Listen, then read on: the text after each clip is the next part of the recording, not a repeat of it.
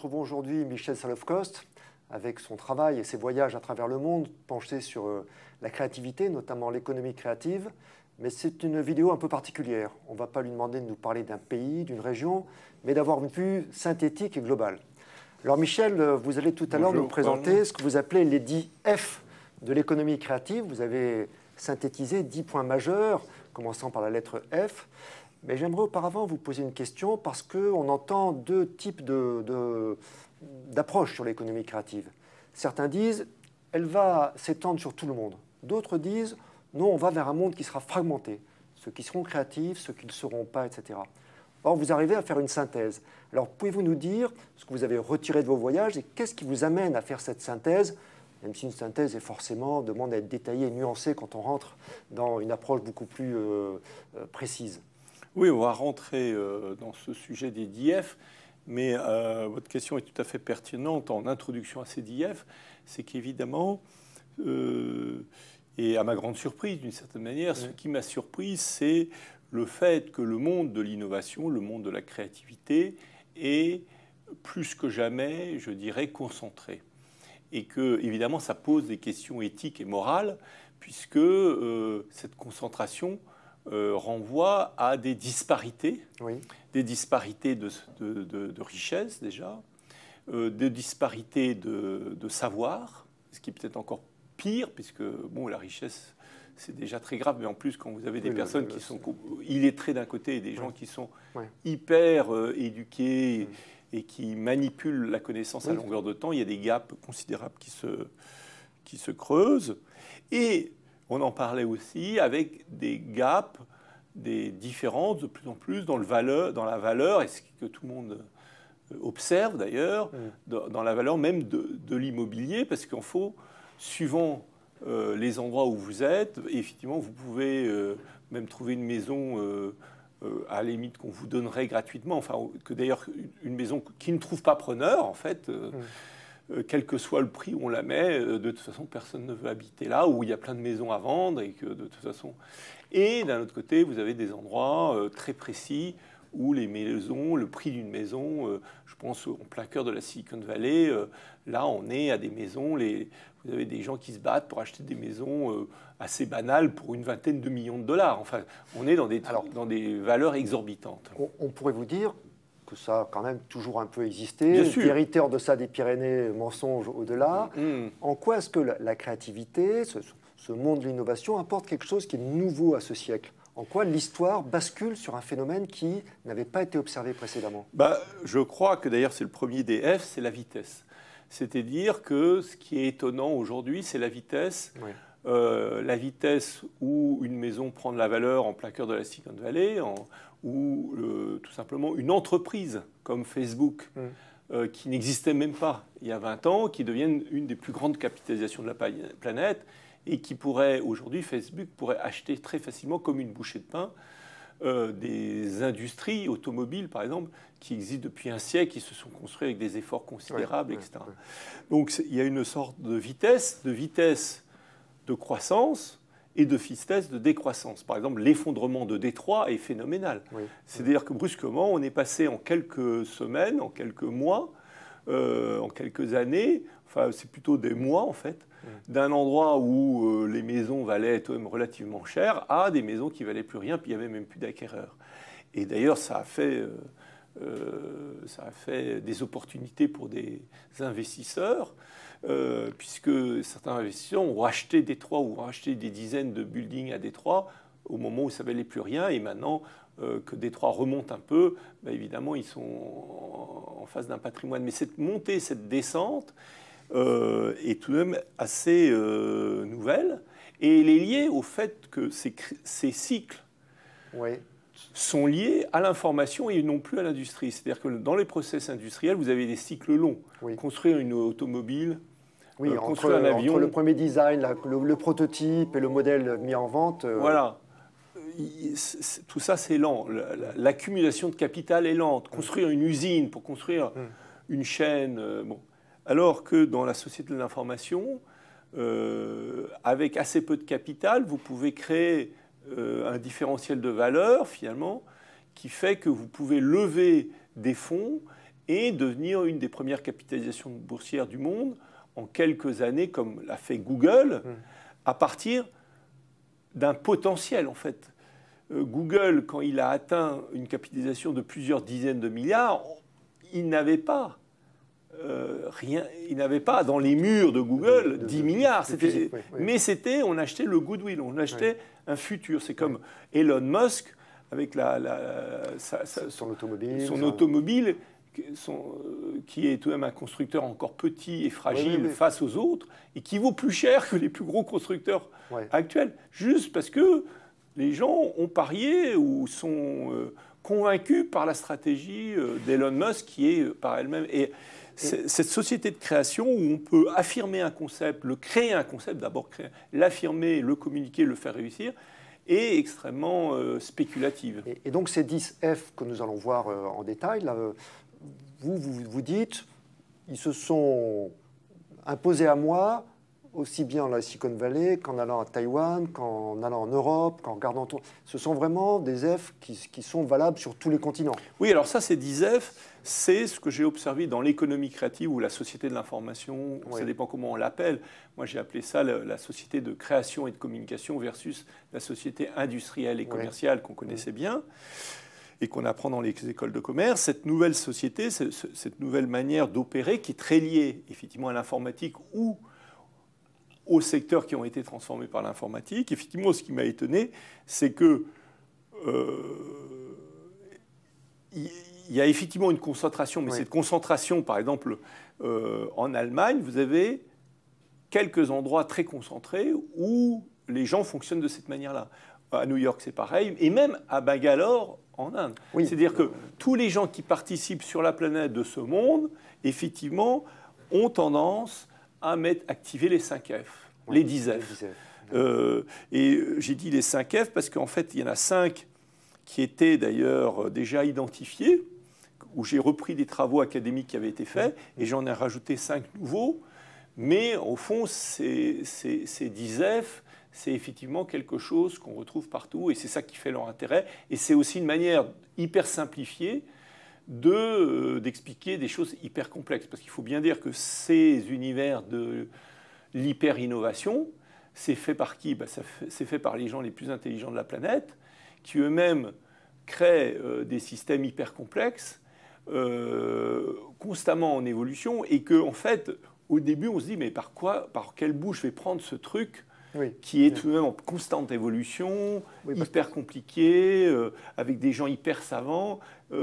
Comment même j'arrive à concevoir ce qui est en train de se passer, quoi. Oui, ce qui peut aussi expliquer le fait que ce monde a du mal à s'étendre, parce qu'il demande une concentration d'état d'esprit, de compétences, de particularités, qui fait qu'on ne peut pas en faire un espèce de modèle qu'on peut présenter à tous les continents, à tous les pays, partout. En France, dans notre pays, on ne peut pas rêver d'une économie créative qui s'étend sur tout le territoire, ou peut-on y rêver? Alors ça, c'est la vraie question. En tout cas, vous savez, j'ai retrouvé des textes anciens de philosophes qui parlaient de la possibilité ou non d'étendre le fait de savoir lire et écrire. Et à ce moment-là, il y avait des discussions sur la proportion des êtres humains capables de lire et écrire. Parce que depuis des millénaires, ça ne touchait que 1, voire 5, voire dans les meilleurs de cas, dans les populations vraiment très évoluées, 10%. C'était grosso modo, au fond, et encore une partie de la noblesse, pas toute la noblesse, une petite partie de la noblesse. Et à ce moment-là, les intellectuels de l'époque se posaient la question sur la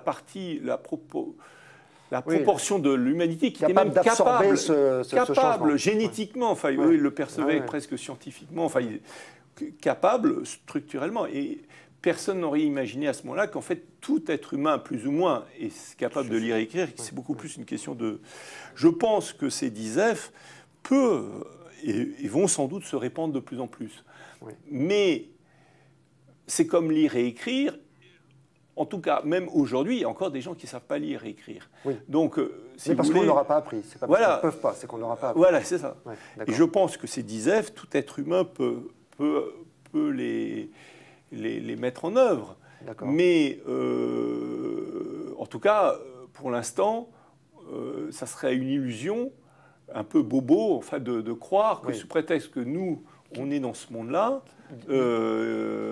ça parle à tout le monde. Ça serait une grosse erreur sociologique. Alors, je vous propose de ne pas rentrer dans l'application de chacun, parce que ce serait extrêmement complexe, etc. Mais on va vous les citer, voilà. on va les dire va les citer. Pour après rentrer dans une autre vidéo plus en détail. Voilà. Donc, alors, un mot sur chacun. Fast, vous l'avez dit, c'est la rapidité avec laquelle les choses se passent, parce que lié au numérique, à l'informatique. Et à la disruption perpétuelle, au fait, à l'innovation elle-même, au renouvellement, au changement perpétuel. On sort du temps. Focus. Le focus, c'est que dans ce monde hyper complexe, il faut apprendre à savoir ce qu'on veut. Beaucoup plus que dans les mondes traditionnels où chacun est dans sa caste, dans son rôle, etc. Il faut savoir ce qu'on veut, pouvoir l'exprimer, dire clairement son objectif. Donc se concentrer. Après, flexibility. Alors flexibilité, c'est que, d'ailleurs c'est très complémentaire à focus, c'est le fait que, comme on dit en stratégie, il faut avoir une vision stratégique, mais il faut être très flexible dans l'opération. Il faut être capable de s'adapter parce que les conditions changent, parce qu'on s'aperçoit que quelque chose ne marche pas, à ce moment-là, il faut tout de suite le réparer, le faire. Donc la notion de forme de plasticité intellectuelle et matérielle. Tactique. Alors voilà, un mot étrange dans cette série, friendship. Alors friendship, c'est l'amitié, c'est le fait que comme tout va très vite, et ça c'est très fort dans la Silicon Valley, mais un peu partout dans le monde, l'amitié se donne très rapidement. D'ailleurs, c'est ce qui choque un peu les Français quand ils vont aux États-Unis. Tout le monde est ami avec tout le monde. Pourquoi? Parce qu'il faut aller vite. Parce qu'il faut vite pouvoir faire le deal. Donc tout le monde est très sympathique avec vous. Mais ça va encore plus loin. C'est aussi que les machines soient faciles à utiliser, soient des amis. Donc Apple a beaucoup travaillé là-dessus. C'est-à-dire que comment faire que mon ordinateur... de l'ergonomie. Voilà, l'ergonomie, mais c'est aussi l'ergonomie des relations, c'est le sourire permanent, etc.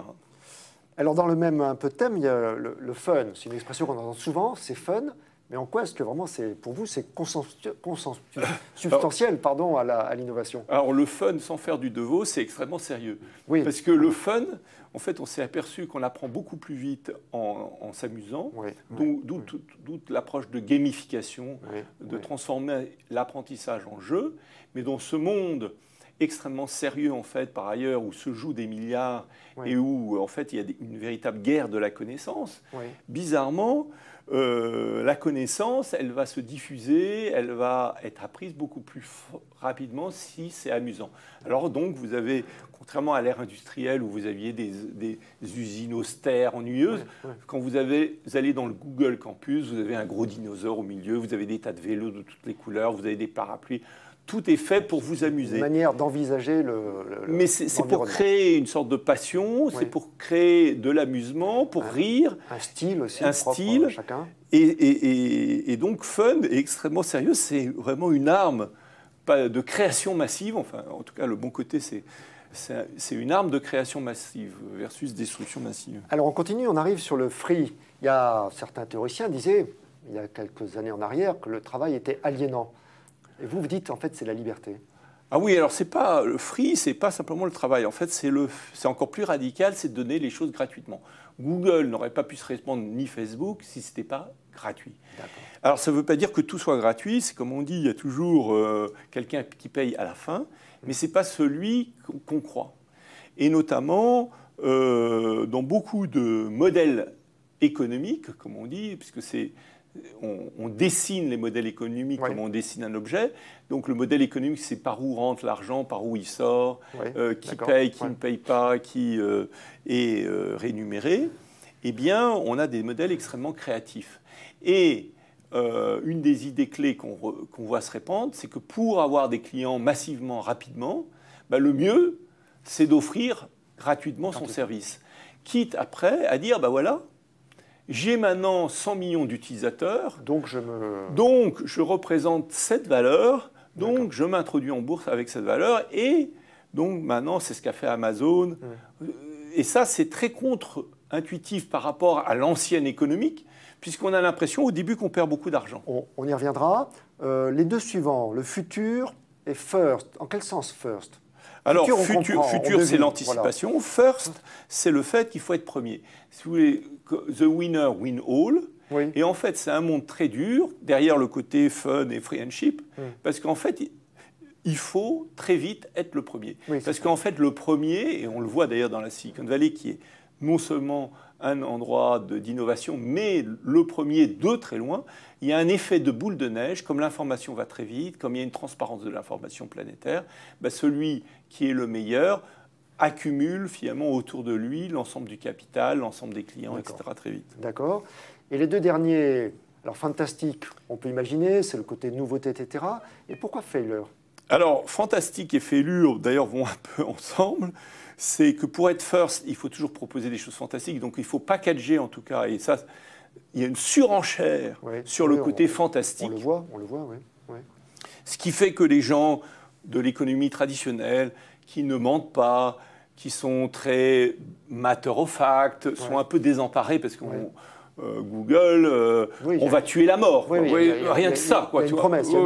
Il y a des promesses absolument sidérantes, fantastiques. Même, on va sur la Lune, comme on dit. What is your moon shoot? C'est tout de même, ça en dit long. Donc, il faut que tout soit fantastique. Alors, pour quelqu'un d'ingénieur, de rationnel, de modeste, il a beaucoup de mal. Et fêlure, c'est l'envers. C'est qu'effectivement, la vérité, c'est que 90% des projets lancés avec tous ces F n'arrivent pas à s'envoler malgré leur F. En fait, c'est l'autre côté, c'est le revers de la médaille. Et s'écrasent, et que c'est tellement vrai qu'il faut non seulement l'accepter, mais même le valoriser. C'est-à-dire que dans la Silicon Valley, une des forces de la Silicon Valley, c'est qu'on vous dit « Ah bon, combien de fois vous avez fait faillite ?»« Ah, vous avez fait faillite 3 fois. Ah ben ça, vous m'intéressez. Ah, vous n'avez jamais fait faillite. Ah ben ça c'est... Ou allez faire faillite avec quelqu'un d'autre et après vous reviendrez quand vous... Très bien. Mais écoutez, on va revenir sur ces mots au cours de la vidéo suivante. Là. Merci Michel Solowcost.